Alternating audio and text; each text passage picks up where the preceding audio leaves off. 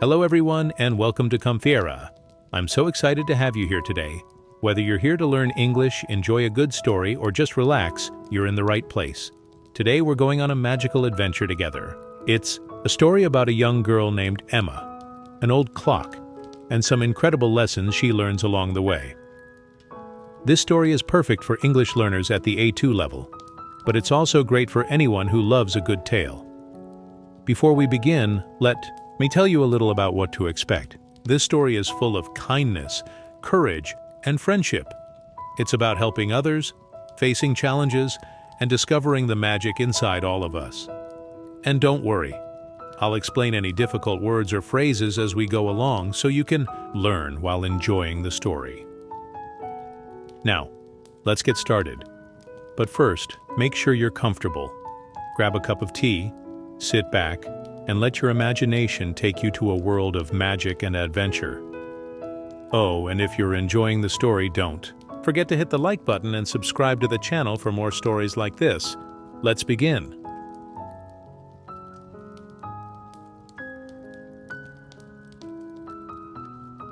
Emma lived in a small village called Greenfield. She was 12 years old and loved exploring. One rainy afternoon, Emma was in her grandmother's attic, looking for old books. The attic was dusty and full of strange things. Old chairs, broken toys, and boxes of photos. Suddenly, Emma heard a noise. Tick-tock, tick-tock. It was coming from a corner of the attic. She walked closer and saw an old clock. It was big and golden, with strange symbols on it. The clock was working, but it hadn't been used for years. How is this possible? Emma thought. She touched the clock, and something strange happened. The room started to spin. Emma felt dizzy and closed her eyes. When she opened them, she wasn't in the attic anymore.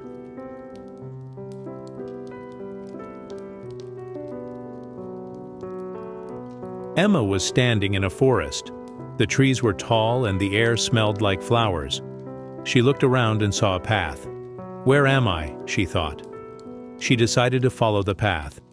After walking for a few minutes, she saw a small house. It looked like it was made of candy.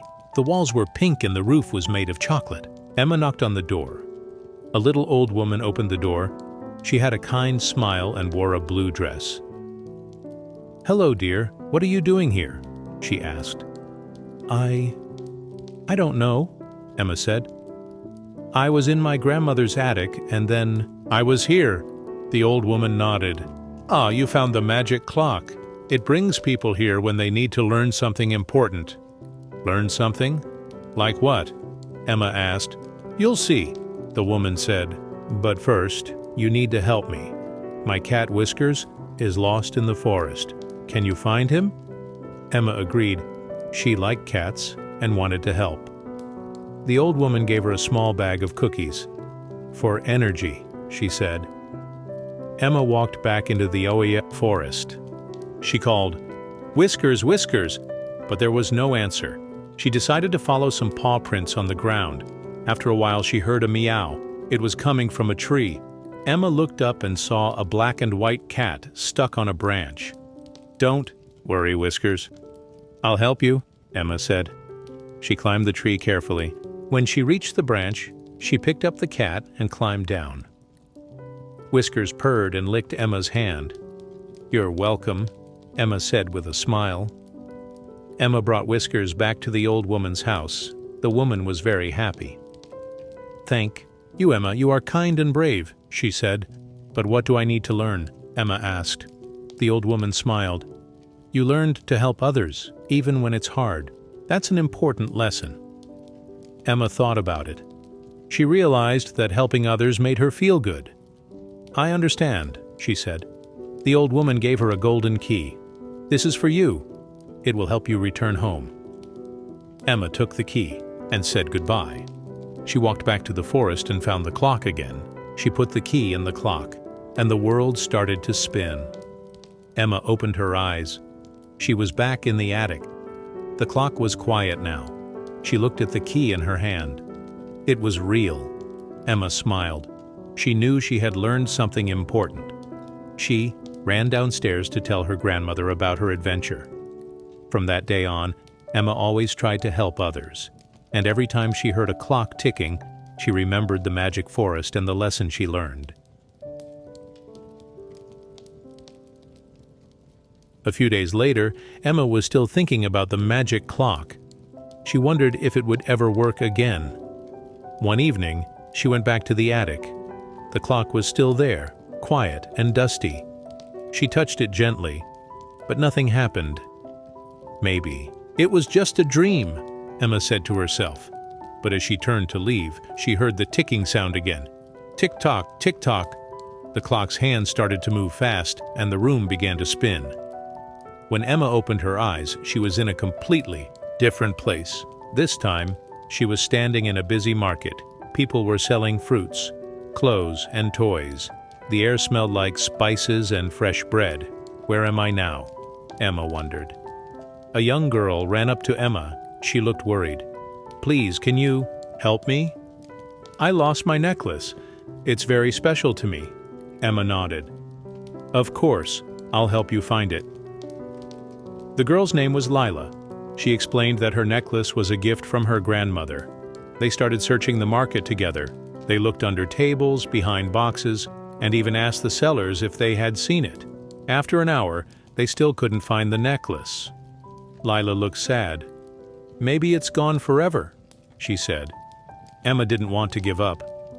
Let's think. Where were you before you lost it? Lila thought for a moment. I was near the fountain. They went to the fountain and searched carefully.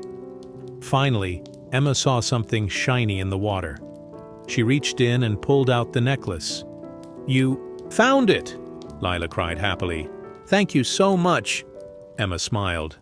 I'm glad I could help.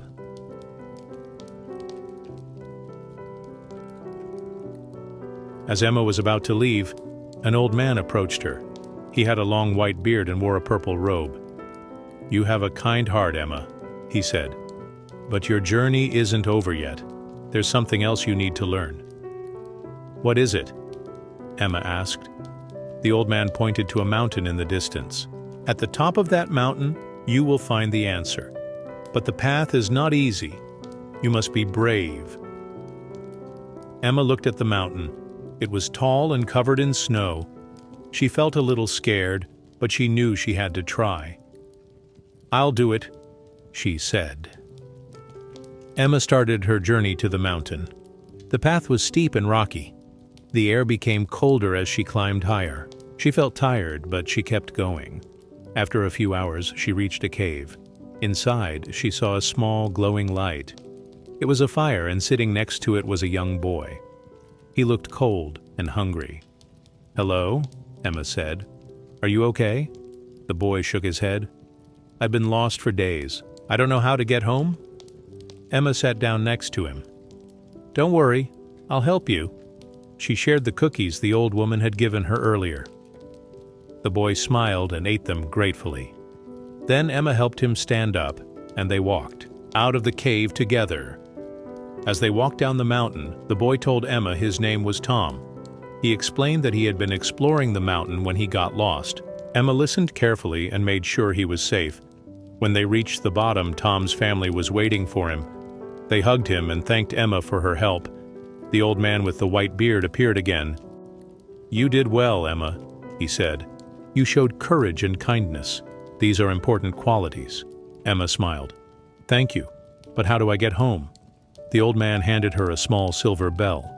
Ring this bell, and the clock will bring you back. Emma rang the bell, and the world started to spin. Emma opened her eyes. She was back in the attic. The clock was quiet again, but she felt different. She had learned so much from her adventures. She ran downstairs to tell her grandmother everything. Her grandmother listened carefully and smiled. You've grown so much, Emma. I'm proud of you. From that day on, Emma always tried to be kind and brave. She knew that helping others was important, and she was ready for any new adventure that might come her way.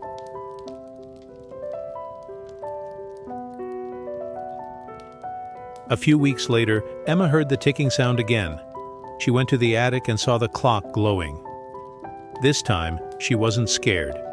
She touched the clock, and the room started to spin.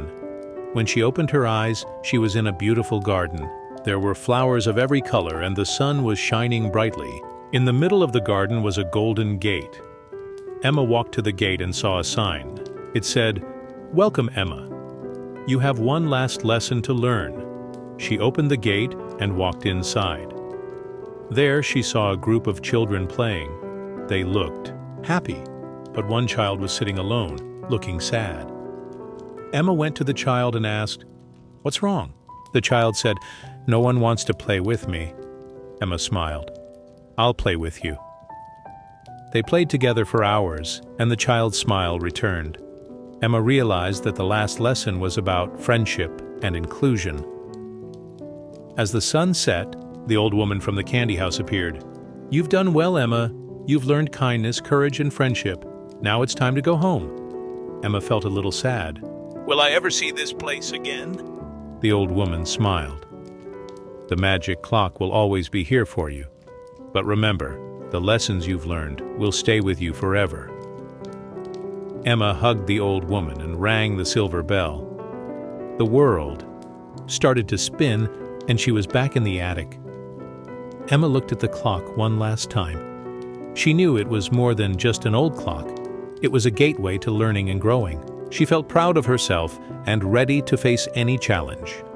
From that day on, Emma shared her stories with her friends and family. She taught them the importance of kindness, courage, and friendship. And every time she heard a clock ticking, she smiled, knowing that magic was always around her. And that's the end of Emma's magical adventure. I hope you enjoyed the story as much as I enjoyed sharing it with you. Emma learned so many important lessons about kindness, courage, and friendship, and I hope her journey inspired you too. If you like this story, don't forget to give this video a thumbs up and subscribe to the channel for more stories like this. I'll be sharing more fun and educational tales to help you learn English in a relaxing and enjoyable way. Now, I'd love to hear from you. What was your favorite part of the story? Was it when Emma helped Whiskers the cat, or when she climbed the mountain to help Tom? Or maybe it was the magical clock itself? Let me know in the comments below. Also, if you have any ideas for future stories or topics you'd like me to cover, feel free to share them. I'm always looking for new ways to make learning English fun and engaging for you. Before we go, here's a little challenge for you. Try retelling Emma's story in your own words. You can write it down or say it out loud. It's a great way to practice your English and remember the new words and phrases you learned today. Thank you so much for watching and for being part of this wonderful community. Remember, learning English is a journey, and every step you take brings you closer to your goals. Keep practicing, keep exploring, and most importantly, keep believing in yourself. Until next time, take care, stay curious, and I'll see you in the next video. Bye for now.